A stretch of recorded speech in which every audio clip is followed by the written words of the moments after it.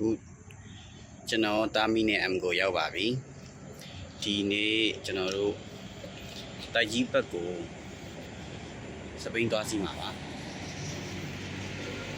ကျွန်တော်တော့တာမီနဲ့ M ကိုရောက်နေပြီကျွန်တော်ညီလေးတယောက်ကိုစောင့်နေတာတူလာပြီဆိုရင်ကျွန်တော်တို့စထွက်မယ်ပေါ့နော်အချိန်ကတော့ဒီအခုချိန်က9 နာရီ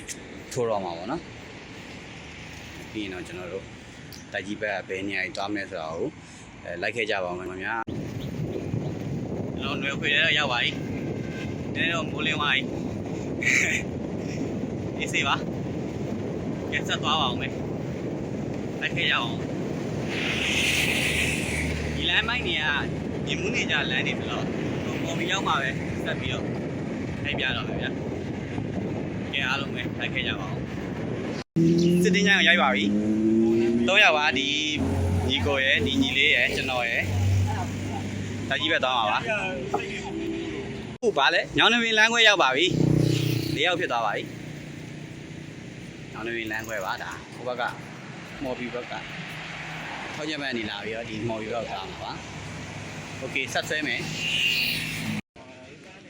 တို့ဒီရွှေလက်ရာမင်းကျော်တိုင်းနေမှာစားနေပါတယ်ပြန်ထွက်မယ်ပေါ့နော်အချိန်ကတော့9 နာရီပဲရှိပါသေးတယ်ဘိန်းစီးညီကိုတယောက်ရဲ့ဘိန်းကတော့နည်းနည်းလေး break လေးနည်းနည်းပြဿနာရှိတယ်တော့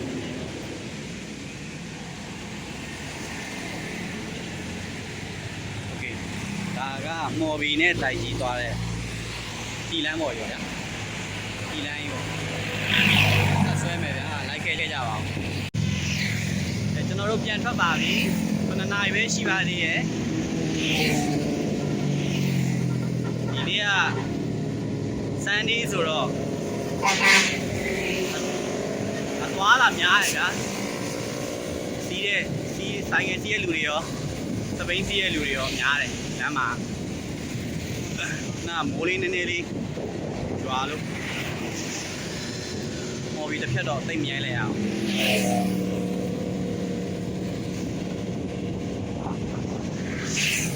Ui.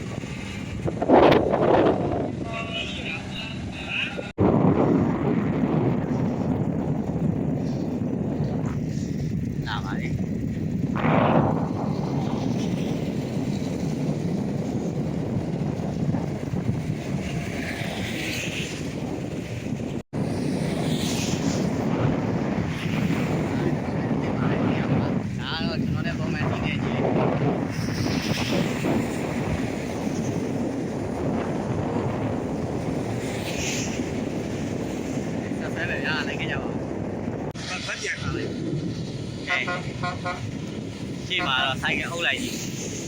cho tay chín vô này là giàu biết đi là sao nghe xíu được nói với rồi ô này gì xe bé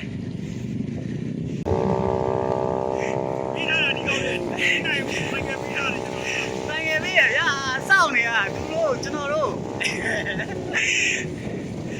hay bà đi đi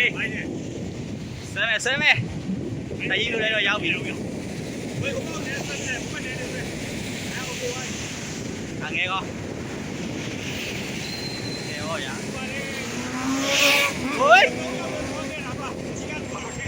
kia lừa bà đi bên nè xuất nè nè nó xuất xuê nè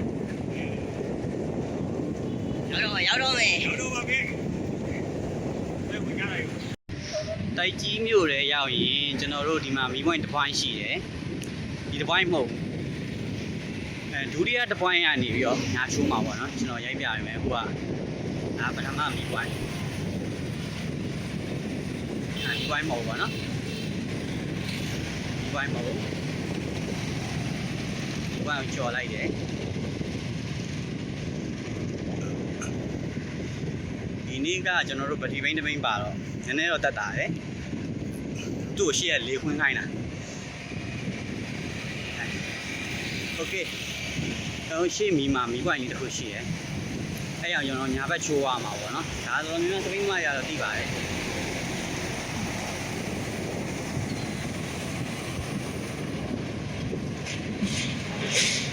ညာချိုးမယ်နော်ညာချိုးမယ်လို့ဟုတ်ပြီဒီမီးပွိုင်ရောက်ရင်ကျွန်တော်တို့ညာဘက်ကိုချိုးပြီးဝင်သွားမယ်ဒါဂျိုးယူကန်လမ်းပေါ့နော်ဒါဂျိုးယူကန်လမ်းနဲ့ဝင်သွားတာအဲကျွန်တော်ရှေ့ရောက်ရင်လိုက်ပြမယ်ဟိုကမှန်ပြတော့ဝင်လမ်းလေးဒီလမ်းနေရတော့ရဘယ်နေလောက်နှစ်ခေါက်ပဲစီစီပြောဖို့ကောင်းပါတယ်ဒီလမ်းနေရဒီနေ့ကတော့လူများမယ်ထင်တယ်တောင်ပေါ်မှာအဲဆိုတော့ဒီနေ့ဝင်နေလဲဖြစ်တော့အကုန်လုံးကဒီမိနန်းနာနဲ့သွားလို့ကောင်းပြီဆိုင်ငယ်သမားတွေ trucking သမားတွေတော်တဲ့လမ်းလျှောက်ရှင်တဲ့လူဆိုလဲမှန်များတောင်ပေါ်ရောက်ပြီးရင်အဲ့ကနေတစ်ချက်ဆက်သွားလို့ရအောင်နော်ကျွန်တော်လည်းဒီနေ့သွားမှာပါရသလောက်ဘယ်လောက်ထိရောက်မလဲတော့မသိသေးဘူးဒါပေမဲ့အခုတော့7 နာရီပဲရှိသေးတယ်ဆိုတော့အဆင်ပြေလောက်တယ်โอเคဆက်ဆွဲမယ်ဗျာလိုက်ခဲ့ကြပါဦးကဲကျွန်တော်တို့ဒီအဝင်လမ်းလေးတွေတော့ရောက်နေပြီလမ်းလေးကအေးချမ်းတယ်ဗျာရှယ်ပဲနင်းရတာရှိတယ်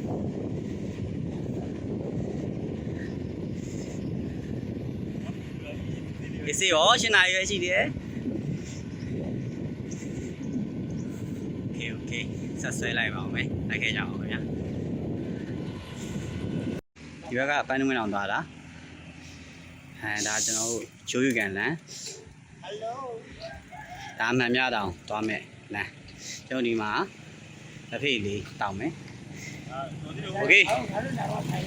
အေးစေးပဲငါတို့2 နာရီကန်တာရကြေးပါတော့မှန်များတောင်ကိုဝင်ထိတ်ကလေးမှာလက်ဖေးတောက်တယ်ဟိုဘက်တက်သွားတာအပန်းဘယ်ဘက်လဲဟိုဘက်ကဟိုဟာ7 ကုန်းဘက်တော့ဆိုင်ရဲ့ခွင်းနဲ့တိုးပါတယ်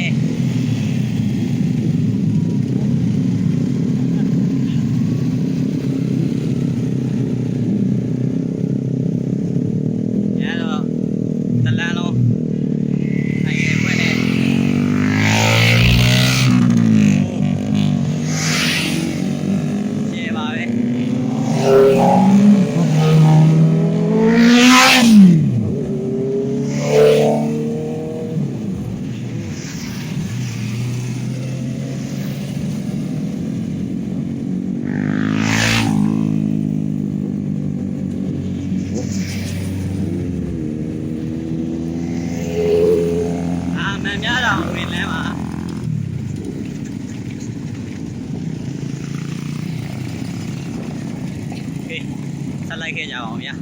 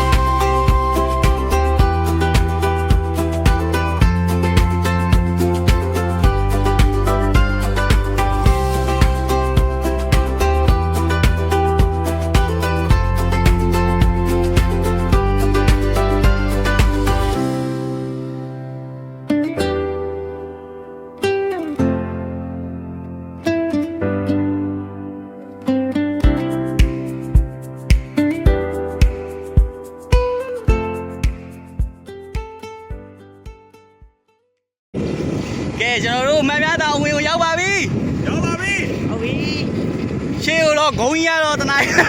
ဘယ်လောက်တက်ကလည်းမသိသေးပါဘူးဟုတ်ပါတယ်ကဲဘောလာတော့ဆွဲမယ်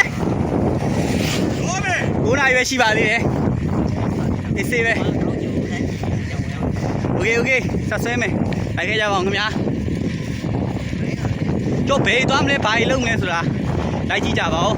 ဝိတ်တော့အရှိကိုပြန်ရိုက်ကြည့်လိုက်ဟုတ်တယ်ရှေးပေါ့အဲ့လိုလိုင်းရလှကိုမခင်ဗျာတောင်းโอเคဆွဲမယ်လိုက်ခဲ့ကြပါအောင်ကျွန်တော်အသက်ကတော့ဖုန်းတစ်ဖက်နဲ့တက်ဖို့ကတိတ်မလွယ်ဘူးအဲ့တော့အဲ့ကုန်းတောင်ကြီးကိုတက်လို့နိုင်လားမနိုင်လားတော့မသိဘူးဗျာတက်ကြည့်အောင်โอเคဆက်လိုက်ခဲ့ကြပါအောင်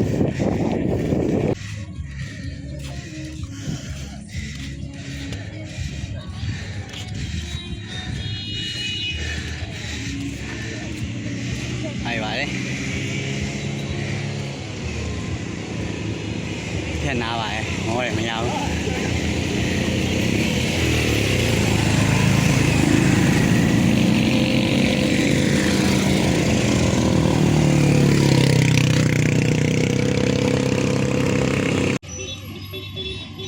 တကွေးတော့ရောက်ပြီမရဘူးဗျာ non story မတက်နိုင်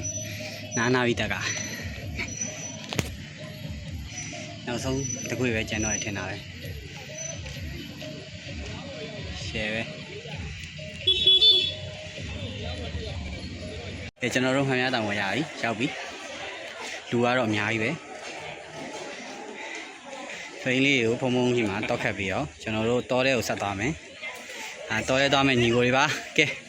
အဝင်လန်းလေးရင်ဆက်သွားမယ် let's go ငါကိုရငါ့ကိုဒါကြောင့်ပိုက်ငန်းကြီးရပိုက်ရှိရလေအလကားပြောခဲ့ရမဟုတ်ဒါဘာမှမဟုတ်သေးဘူး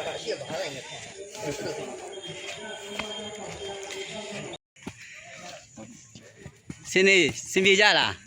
စီပဲတော့တော့ပါမယ်โอเคဆက်ဆွဲတော်လိုက်လေးကိုကျွန်တော်တို့ဆက်လက်သွားခဲ့ပါပြီဟုတ်ပါတယ်ခါဂူးပို့လို့ရမလားတော့စားရလိုက်ကဲဖြည်းပါအားလုံးကဲဖြည်းပါအားလုံးလီလန်းတော့ဒီလိုပဲသွားကျွန်တော်ဒါကတော့တစ်ခေါက်ကျွန်တော်ဆရာနဲ့တစ်ခေါက်သွားဖို့ပါတယ်ဗာလေဒါအတက်ပါနော်ဟိုအစင်းထင်နေမှာသူကကျွန်တော်တောင်စပိန်နဲ့တက်တယ်လမ်းလျှောက်ပေးတတ်ပါတယ်ကျွန်တော်လမ်းလျှောက်ပေးတက်တယ်လှည့်ပါโอเคဆက်သွားမယ်ဘာတော့ဘုံရောအဲ့တော့ဟိုလျှောက်ရဒီလျှောက်ရဒီဘောကဘာလို့လဲစမ်းမကောရောကျွန်တော်တို့ဒီနားတော့ဒီလေးရောက်နေလို့လူတွေလည်းဟောညာနေပါပြီဟိုဘက်သွားမယ်ဟိုရှေ့တစ်ခေါက်ကလာတော့ငါထက်ပို့ပြီးညာပါတယ်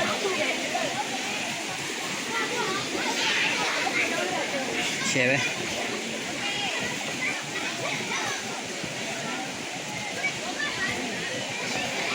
โอเคစင်ပြေလားညီလေးမပြောပါဘူးစားပါညီလေးကအားပြတ်တတ်ပါတယ်ကဲရောက်ပြီလားကျော်ဖွဲ့တဲ့တက်ငယ်ဘယ်ပုတ်ချာဒါချောင်းမဲ့ရှိတယ်ဝေးကြံတယ်ရသေးလားစားနောက်2နာရီလောက်ရှောက်အောင်ပါ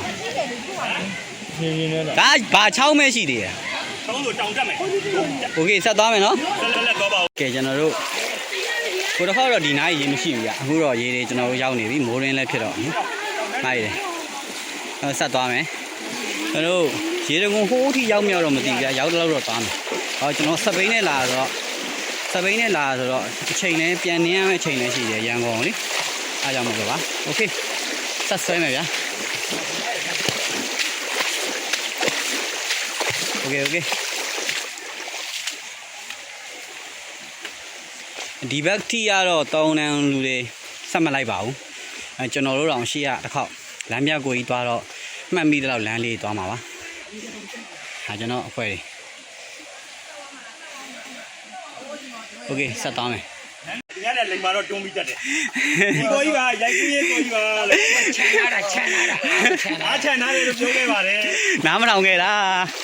ကလေးဆိုလည်းမတီးဘူးဗျာအဲ့လိုကိုကြီးရှေ့မှာမြစ်တွေပါချိုးလို့ရရနော်ချူချူ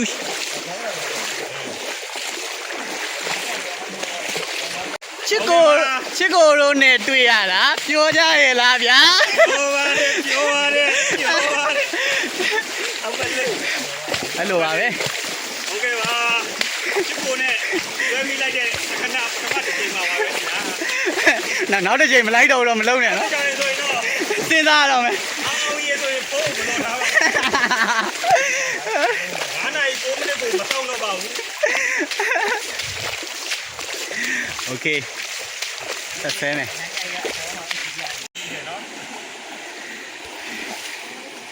ဒါပေမဲ့လည်းကျွန်တော်ကိုကြီးချစ်ကိုကတော့အားမလျှော့ဘူးနောက်တဲ့ အကြီးကြီးသွားမယ်လာလိုက်ခဲ့လား12နာရီထိလမ်းလျှောက်မှာဘယ်ရောက် ပါတယ်ခင်ဗျသူကပြောခဲ့ပါတယ်2 နာရီလို့ပြောခဲ့ပါတယ် โอเคဆက်သွားမယ်အရှိမတော့လူတွေရှိနေသေးတယ်ဒီနေရာလေးထိအောင်မှပဲတော်တော်လှနေပါပြီကျွန်တော်တို့သွားမယ်ဆိုရင်ဒီတွေကဒီလိုမျိုးဟာ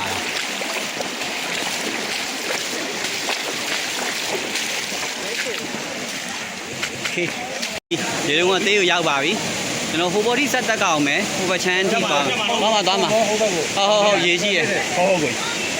ကဲမျိုးလေ ဝေးဘောခုံတော့အစောနေတယ်တော့နေတယ်တော့တက်လာ တော့တစ်ခေါက်လာတော့ရေးမရှိပါဘူးငါဘယ်လောက်လာလဲ ကိုယ်နေမလိုက်ပါနဲ့ ဒါကြီးလိုက်ပါလေကြော်ရရဲ့လား ကိုချစ်ကိုခေါ်တဲ့နေရာမလိုက်ပါဘူး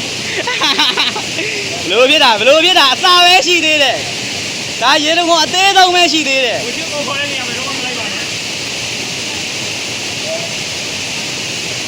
အဲကောင်တတိထား ရတယ်တော့ဆွဲဆွဲ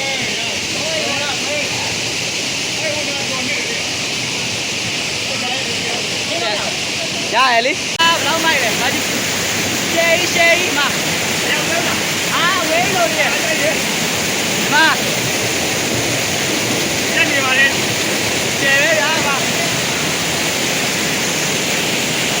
ကြီးဒါဟိုဘက်ကိုကြည့်လိုက်အောင်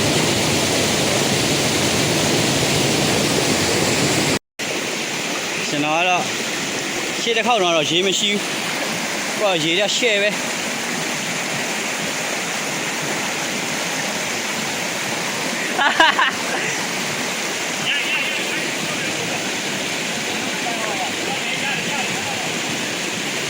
ချုပ်ခဲ့လိုက်ဗျာအပြည့်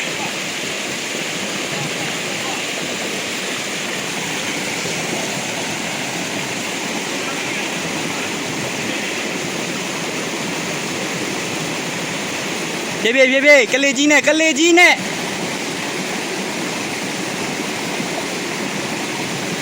ဘဝမှာတော့ဆယ်ယူရေးပိုင်းကိုတာဝန်ယူထားတဲ့အကိုတယောက်ပါဟောညီတယောက်ပါ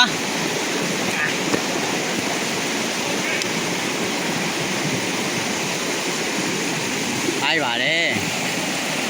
ရှယ်ပဲရှယ်ပေါ့ဗျာဟာကျွန်တော်လူတွေကတော့လိုက်လာပါပြီ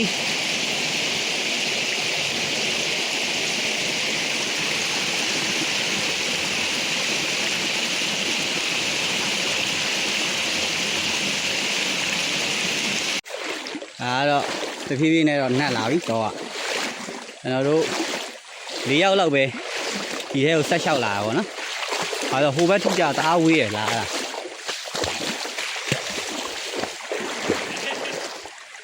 ကောင်းလုံးဒုတ်တွေဖြစ်ကုန်ပြီလား အတော့ရတာလို့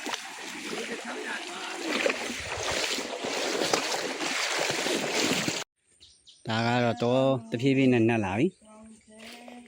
လူတွေနဲ့တော်တော်တော့လှမ်းသွားပြီโอเคဘာဖြစ်ဖြစ်ကျွန်တော်တို့ဒီနေ့ရအောင်သွားမယ်ဘိုးရေတုံကိုရအောင်သွားမယ်โอเคကျွန်တော်တို့ပါလာတဲ့လူအကုန်လုံးကတော့သွားရဲဆိုရဲတဲ့လူတွေကြီးပဲနင်းမယ်သွားမယ်ဆိုတဲ့လူတွေကြီးပါပဲတယောက်ပဲဘက်ထရီဘိန်းနဲ့လာတဲ့လူပါပါတယ်ပြီးရင်တိုက်ကြီးမှာသူကနေခဲ့မှာပါအမော်ပြီးမှနေခဲ့မှာပါဟောဒီညရေတိုးမှအိမ်ကောင်းမယ်ကောင်းပါပြီပြောတယ်ကိုကြီးပါညီလေးပါ အဲ့အစီပြေခဲ့ပါတယ် ကျော်ရမှာပါဟိုရေလုံးကြီးမြင်လို့ရှိရင်အိုးကိုချစ်ကိုကြီးကနောက်ခေါ်လမ်းမှာဖြစ်သွားမယ် ချစ်ကိုကြီးနဲ့တွဲတဲ့အချိန်မှာပဲစပိန်နေတဲ့တောင်နေတဲ့တက်ကြတယ်တိုးနေတဲ့ထွက်ကြတယ်ဒီတကုံလည်းရောက်ခဲ့ပါတယ်ပြောခဲ့ပါတယ်ဗျ ရေလုံးကဘယ်နှခုတောင်ရှိလဲ ဒီတကုံ3ခုတော့မကတော့ဘူးတိုင်နဲ့ရောက်ဖို့မရောက်တော့ဘူး ကျွန်တော်တို့ရေတွေတော့ကြော်ပြီတောင်နေဆက်ပြန်တက်မယ်ဟိုတော့အရှိမဒီဘက်ကိုလမ်းလျှောက်လာတဲ့ထက်ဖွဲတစ်ဖွဲနဲ့စုံတယ်သူနဲ့ဆက်သွားမယ်ကျိုးတွေကပြန်လာပါပြီစင်ပြေလားညီလေးတို့ရောက်ပြီလားရောက်ပြီโอเค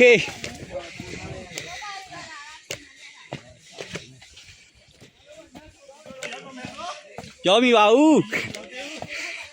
ကျွန်တော်ပြောတယ်လေ12နာရီလို့အခု17ရေကုန်းအကြီးမရောက်ခင်နေရာလေးကမရောက်သေးဘူးဒါရေကုန်းဘလို့ကြီးမှာ ဒါရေကုန်နေနေ တေးလေး ဝေးတာအပေါ်ကနေပြင်ရောကြိုက်ပါ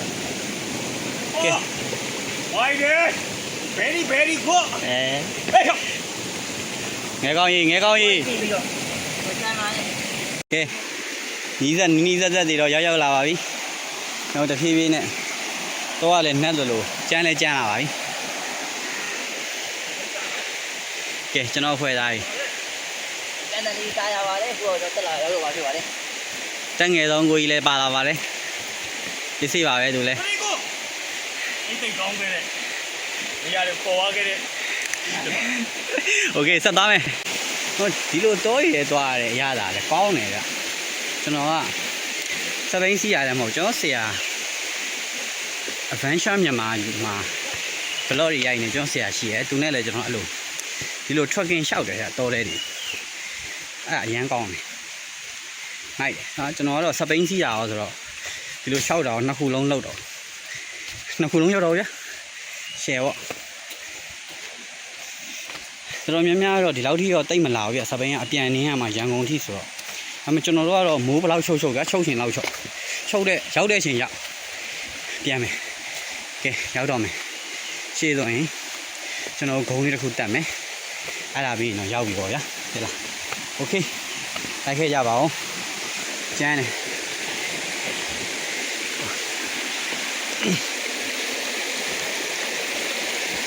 ကျွန်တော်လူတွေလည်းတော်တော်လေးမောနေကြပြီကျွန်တော်လူတွေတော်တော်မောနေကြတယ်အဲ့ဒီလေစားနေပြီပြောတယ်ဒါပေမဲ့လည်းကျွန်တော်တော့ဆက်ခေါ်သွားမှာပဲဒီလို vibe တွေရိုက်ဖို့ဆိုတာတော်တော်လမ်းလျှောက်ကပြုံးပြပါပါဦးကျွန်တော်တို့ရေကုန်းအသေးလေးဆိုတာကဒါလေးကဟိုးရေကုန်းကြီးနဲ့ဆိုင်တော့သေးတယ်အပေါ်ရောက်ရင်ကြီးရှိတယ်အဲ့ဒီကိုတော့ရောက်ပြီအပေါ်ကိုတက်ပြီးသွားရင်ကျွန်တော်တို့ရဲ့ပန်းနိုင်ပေါ့ဗျာဘိုးရေကုန်းရောက်ပြီအရန်လှတယ်ကျွန်တော်ပထမတစ်ခေါက်လာတော့မရောက်ခဲ့ဘူးပေါ့ဗျာရောက်ခဲ့တယ်ဒါပေမဲ့ရေမရှိဘူးအခုကတော့ရေကဒီမှာတော့မြင်နေရပြီအရန်လှတယ်ဗျာရှယ်ပဲမကြည့်အိုးအကြီးဟာလောက်တာရတယ်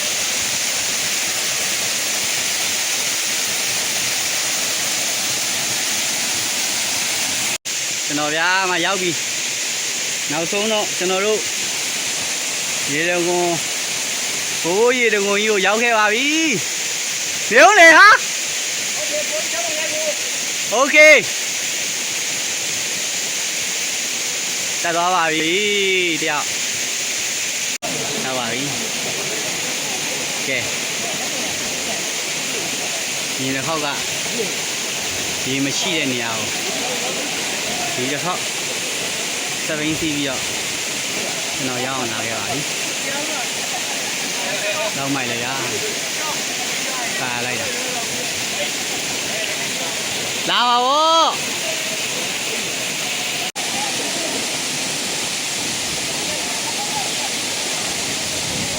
ဒီကိုလေ တော့ဂျပန်နေနေ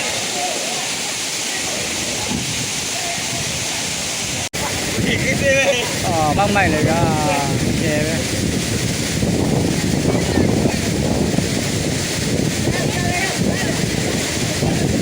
ခံစားဗျာ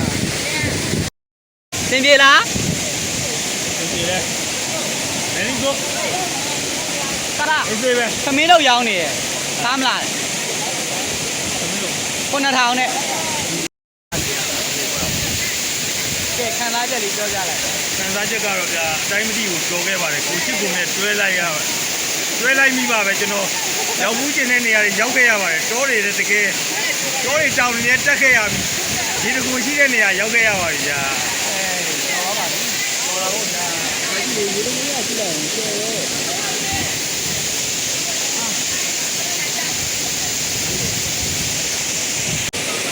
ကြည့်ကြပါဦးငါ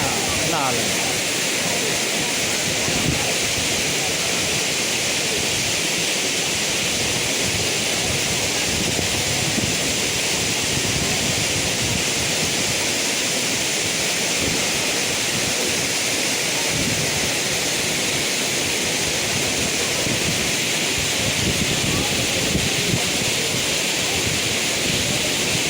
ကျွန်တော်တို့အပြန်လန်းလေး ရလာခဲ့ပါပြီ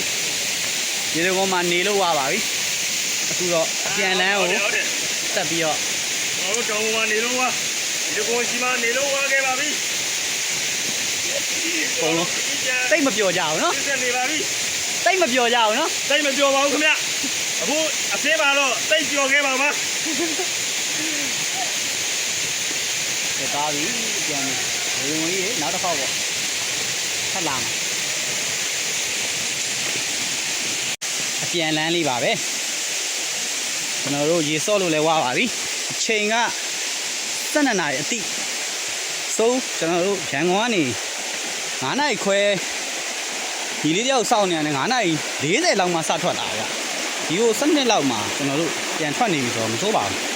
အဆင်ပြေပါဟို AC ဒီလိုမှတနားရီလောက်နားလိုက်ရသေးတယ် AC နားပြီးမှဒါရောဗျာကဲမိုက်တယ်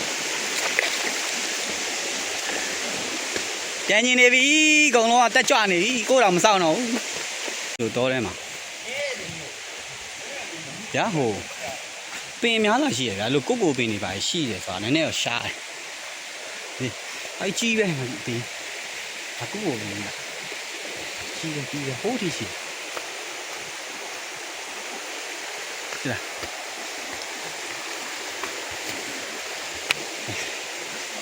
ကဲဟိုရာတို့လေဘာသာတို့လေဒီတဲကိုလာလို့ရပါတယ်ဒီမှာမနှတောင်ဆရာတော်မေးပြီးတော့လမ်းပြတွေပိုင်းငှားပြီးလာလို့ရတယ်ကိုယ့်ကိုလာလို့လည်းရပါတယ်ဒီမှာသူများကြီးလည်းဒီလိုပဲတွားရင်းနဲ့ဒါကြောင့်ကျွန်တော်တို့ဆိုလည်းလမ်းပြမငှားဘူးကိုယ့်ကိုပဲတွားဟောလမ်းညွန်ဆိုင်ဘုတ်လေးရှိတယ်ကျွန်တော်ပြမယ်အဲဒီဆိုင်ဘုတ်လေးနိုင်မယ်တွားနည်းနည်းတော့ကျန်းတယ်ပေါ့ဗျာနိုင်မယ်တွားလို့ရတယ်နည်းနည်းတဏ္ဍာမာလေးဆိုတိုင်းမှာပေါ့မိုင်းဒီကွန်တို့ကအဲ့လိုမျိုးလေးရှိတယ်ဒီလိုလမ်းနေတော့သွားပါတယ်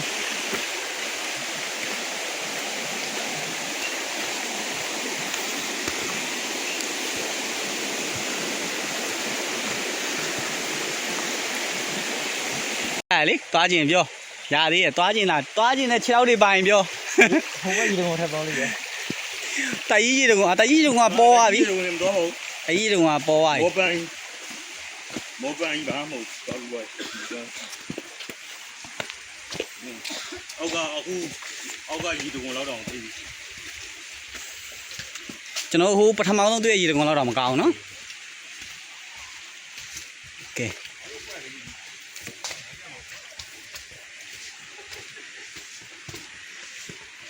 ဲကျွန်တော်တို့မြေနီလန်းလေးပြန်ရောက်ပြီဒီဘက်ဆက်သားလို့ရတယ်ဒီဘက်မှာကြောက်ဘူးတွေရှိတယ်ကြောက်ရနော်တဲ့လားအဲ့ဘက်မှာကြောက်ကဲကျွန်တော်တဖြည်းဖြည်းနဲ့တော့ပြန်ပြီးတော့ရောက်လာပါတော့မယ်ဒီကျွန်တော်တို့ဖွဲ့ကညီရဲဗျလမ်းလျှောက်တာရောစပိန်စီးတာရောနည်းနည်းလေးတွတ်လေးသွားနေလာနေတော့အဆင်ပြေတယ်အခုမှ12နာရီ22ဆိုတော့ဟောတောင်းမဟုတ်နောက်နိုင်ခွဲလောက်ပဲလို့တော့ခံမှန်းရတာပဲကဲဆက်ဆွဲဆက်လျှောက်လိုက်ပါအောင်မေဗျာကဲကျွန်တော်နောက်မှာပါလာတာရတော့တကယ်လျှောက်တဲ့လူတွေပါတကယ်လျှောက်တဲ့လူတွေပါဟာပါကိုပဲကိုပြီးရင်တော့ခွတ်တော့ ကဲမိုက် feeling ရမိုက် share ပဲ okay ထားလိုက်ခဲ့ပါဦး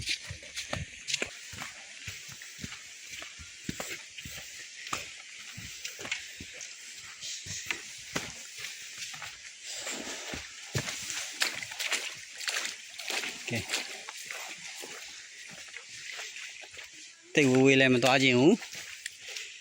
ရန်ကုန်တိုင်းနဲ့ပဲ trekking ရှောက်ချင်တယ်ဆိုရင်တော့အဲ့ပါတယ်ဒီဘိုးဘိုးရေတော်ကတော့ share ပဲကဲခုတော့ဆက်သွားပါမယ်ကောင်းခဲ့ပါတယ်ကောင်းခဲ့ပါတယ်ကြောက်ခဲ့ပါတယ်ကြောက်ခဲ့ပါတယ်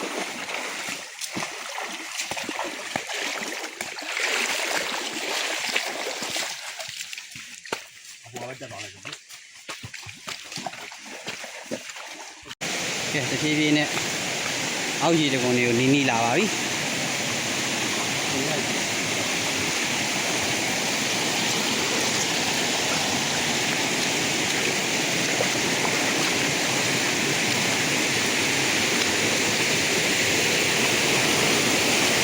တိုက်ပါပါ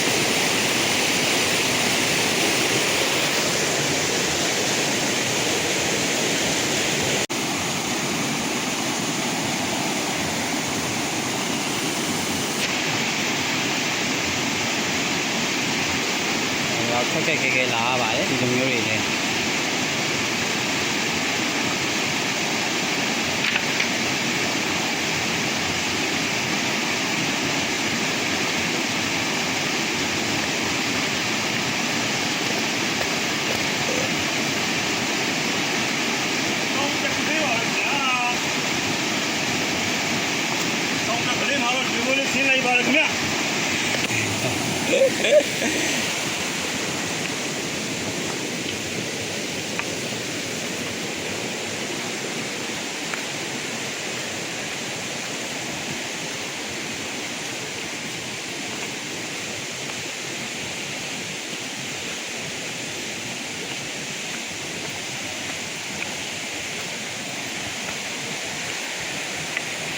ကဲဒီမှာ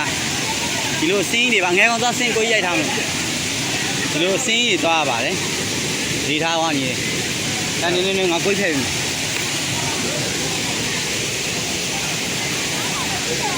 ရောက်မှလည်းရေတော့ရှိတယ်ကျွန်တော်ကတော့ဒီကအများကြီးဝေးတဲ့နေရာကိုသွားလိုက်ပါတယ်ဒါလည်းလှပါတယ်အချမ်းအပြည့်တော့ကဲ brother ဖြည်းဖြည်းစင်းပါဟုတ်ကဲ့ပါခင်ဗျာဟုတ်ကဲ့ပါဒီလိုမျိုးကြီးသွားရပါတယ်ညောက်လို့ခိုးအရန်အားမပြုနဲ့ဘလုံး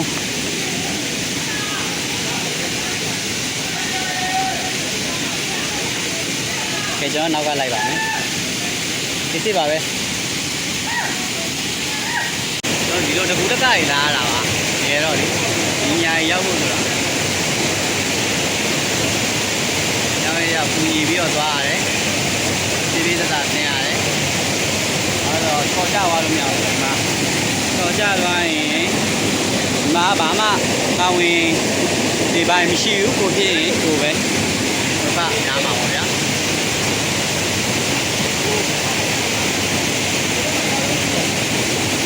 ဒီဘက်ကိုခုံလိုက်တာမဟုတ်ဘူးကြောက်တယ်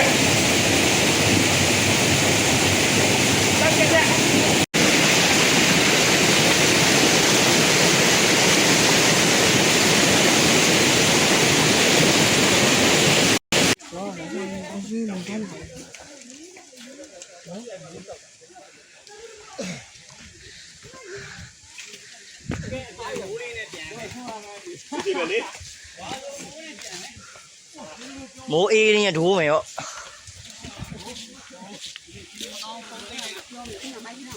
ကဲကျွန်တော်တို့မှန်များတောင်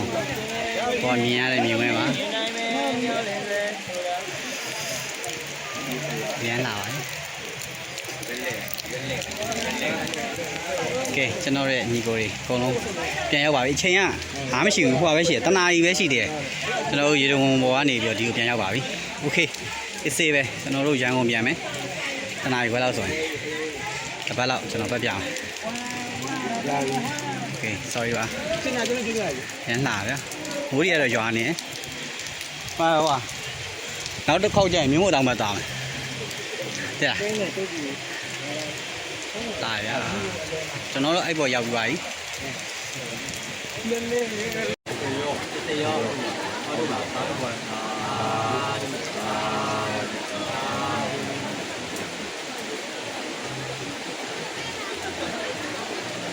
ကဲကျွန်တော်မများတောင်ကိုပြန်ဆင်းပါပြီကျွန်တော်တင်နေနေနဲ့ညီကိုအကုန်လုံးပြန်ဆင်းပါပြီ ကိုရောက်သွားဖြစ်လို့ โอเคအဲ့ဒါတယောက်ချင်းရိုက်မယ်လေဟောရအမြင်ကဲကျွန်တော်တို့ကန်တာယာကြီးရွာထိပ်ကိုပြန်ရောက်ပြီအဲဒီမများတောင်အဝင်လမ်းထိပ်လေးပေါ့ဗျာအချိန်က2နာရီပဲရှိသေးတယ်အေးဆေးပဲကျွန်တော်တို့ရန်ကုန်ပြန်တာအဲ့လောက်မကြာတော့ဘူးကဲဖုံးပတိလဲကုန်ပြီဆိုတော့ကျွန်တော်ဒီမှာပဲဖြတ်မယ်ပေါ့ဗျာရိုက်လို့ရပြတင်းတော့ဆက်ရိုက်ပြမယ်ဟာပုံမှန်လမ်းနေပဲဆိုတော့တိတ်တော့မလို့ရေးမကြည့်တော့ပါကဲရောက်ပြီအချိန်က2နာရီပဲရှိသေးတော့အဆင်ပြေတယ်အေးဆေးပဲဟိုးရေတုံကြီးထိသွားလိုက်တာဆိုတော့ဒီရာဒီဥတီလည်းကောင်းတယ်ဗျာမိုးကရွာနေတာဟိုမိုးရတဲ့အချိန်နဲ့နေရိုင်းပူမနေဘူးအဲ့တော့ဟိုးလေးနဲ့နင်းရဆိုတော့ဒီစေးပဲကဲကျွန်တော်တို့ရန်ကုန်ပြန်ပြီဗျာကဲတိုက်ကြီးထွက်မှာတားကြီးစပြီးဘိန်းပေါက်ပါပြီကျွန်တော်ဘိန်းပေါက်ပါပြီရှေ့ဘိန်းမှာမကနစ်ပါလို့တော်ပါသေးရဲ့ဒီစေးပါပဲရှာပွေနေပါပြီ